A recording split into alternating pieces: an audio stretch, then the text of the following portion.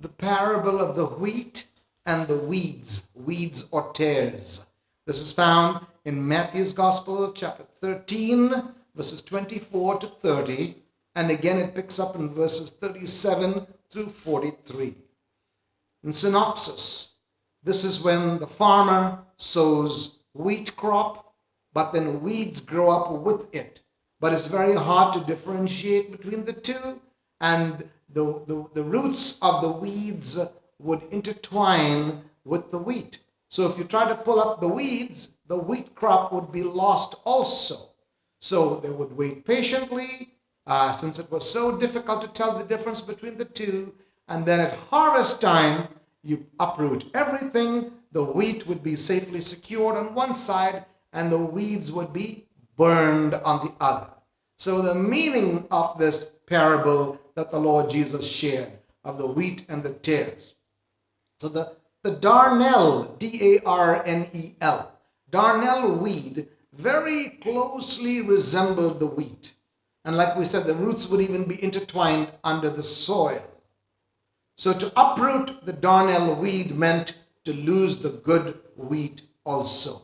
Even the professional farmer found it difficult to differentiate between his good wheat crop and the weed, so close the way they looked beside each other.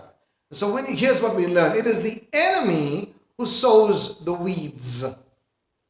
Satan, or the enemy, sows the weeds.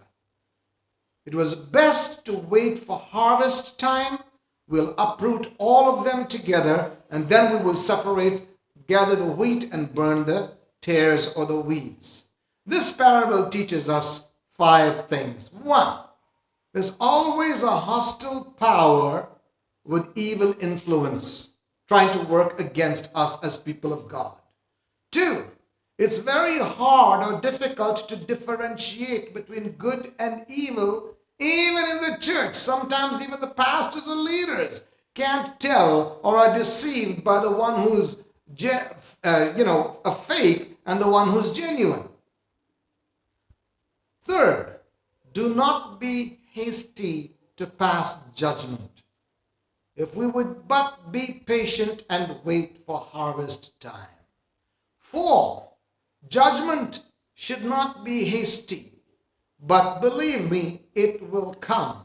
We have an expression in English where we say, the wheels of justice grind slowly, but surely. So wait patiently, justice will come. And 5th and final takeaway from this parable is, as children of God, we can rest assured that at the end of the day, we have the Lord Jesus, who is our just and righteous judge, before whom no secrets are hid.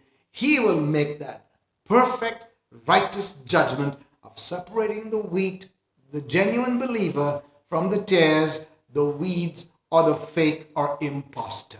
God bless you.